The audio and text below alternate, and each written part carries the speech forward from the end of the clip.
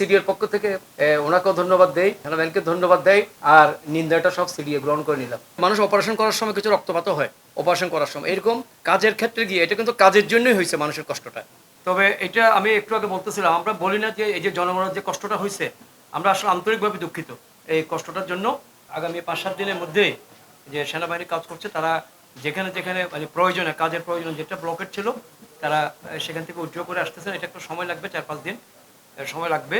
এরপরে আপনারা গতবার যেটা আপনার যে অবস্থায় দেখেছিলেন, আমরা আশা করছি ইনশাল্লাহ যে গতবারের থেকে আরেকটু ভালো অবস্থা আপনারা দেখতে পারবেন এই ব্লকেটগুলো ইয়ে করার পরে। তবে এটা আমি একটু আগে বলতেছিলাম, আমরা বলি না যে এই যে জনগণের যে কষ্টটা হয়েছে, আমরা আসলে আন্তরিকভাবে দুঃখিত এই কষ্টটার জন্য।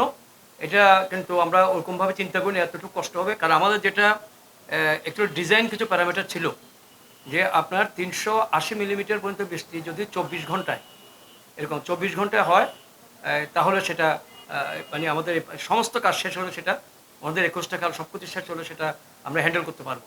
তবে আবার এখানে কিছু ব্যাপার আছে, আপনার 1 ঘন্টায় কতটুকু বৃষ্টি হচ্ছে, অনেক সময় ঘন্টার বৃষ্টির ইন্টেন্সিটি এটারও একটা লিমিট আছে, সেটা করতে গেলে কিন্তু সাময়িকভাবে একটা জলজট হয়ে যায়। আমরা তো কিছুদিন আগে আপনি দেখেছিলেন, এটা অবশ্য অন্য কারণে হয়েছে, যেহেতু আমরা এখানে একটা ব্লক দিয়ে কাজ করেছি। দুবাইতে আপনারা দেখেছেন কিভাবে হঠাৎ করে বৃষ্টি এসে মানে গাড়ি টাড়ি সহ ভেসে যাচ্ছিল। তার মানে আমরা কখনোই বলতে পারবো না যে চিটাগাং শহরে জলজট হবে না, অন্য শহরের মতো হতে পারে।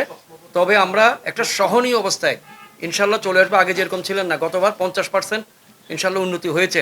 এই যে মাননীয় মেয়র মহোদয় এবং সমস্ত টিম সবাই এখানে যারা আছেন কাজ করেছেন প্রত্যেকের কাছে, এবার আমরা আশা করছি তার থেকে আরেকটু বেটার অবস্থা আপনারা দেখতে পাবেন, এবং সামনের বছর আরও একটু বেটার অবস্থা দেখতে পারবেন। 100% না হলেও আমরা অনেক সহনীয় অবস্থা দিতে পারবো। ধন্যবাদ, ধন্যবাদ সবাইকে। আরেকটু কথা বলি, এটা এটা কিন্তু আপনি ওইভাবে নিয়েন না যে মানুষের কষ্টটাকে আমরা ফিল করে বলতেছি।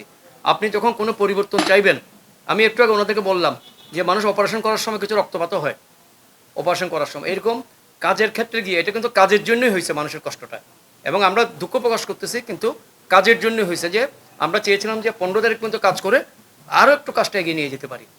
হ্যাঁ, মানে ওইটা আসলে আমরা পারলাম না, হয়তো শুষ্ক মৌসুমে সেই কাজটা এক্সট্রা করতে হবে। এটুকুর মধ্যে যেটা উন্নতি হয়েছে, আমি আসলে সিডিএর পক্ষ থেকে আপনাকে ধন্যবাদ দিই যে উন্নতিটা হয়েছে। আমি একটা বিষয় বলতে চাই, সেনাবাহিনী তারা ওনারা যে কাজ করছে, আমার আসলে বলা একটা নৈতিক দায়িত্ব যে একটা ভবন, একটা 14 তলা ভবন ভাঙতে গিয়ে ওনারা যে কি কষ্ট পেয়েছেন, এরকম করে 4 তলা 6 তলা 8 তলা ভবন অনেক খাল ড্রেনের উপর হয়ে গেছে যেভাবে ভেঙেছে, এগুলো বেশিরভাগ এই যে আপনারা বলছেন সময় লাগতেছে কেন, মামলা দিয়ে বসে কিছু করা যায় না। ওনারা অনেক সময় ঝুঁকি নিয়ে এগুলো কাজ করতেছেন। কাজে এই জিনিসটা আপনাদের চ্যালেঞ্জগুলো বুঝতে হবে। এটা তো এরকম না যে খালি জায়গা আছে খাল করে দিয়ে গেল। পাবলিক কনস্ট্রাকশন আসতেছে, বড় বড় বিল্ডিং পড়তেছে, এগুলো ভাঙতে আমার প্রিমিয়ার ইউনিভার্সিটির আমেরিকান কর্নার পিছনে ভেঙে গেল না, আপনার আমার নিজের, আমরা ঠিক আছে পুরনো একটা মার্কেটও তো ভাঙলো, আপনার পুরান মার্কেট ভাঙলো, ওইটা ভাঙলো। কাজে শুনেন এই চ্যালেঞ্জগুলো আছে, চাইলেই কিন্তু ওনারা পারতেছে, তাও ওনাদের সময় লাগতেছে। মামলা, বিভিন্ন বাধা, বিভিন্ন পর্যায় থেকে এটা অতিক্রম করে ওনারা কাজ করতেছেন।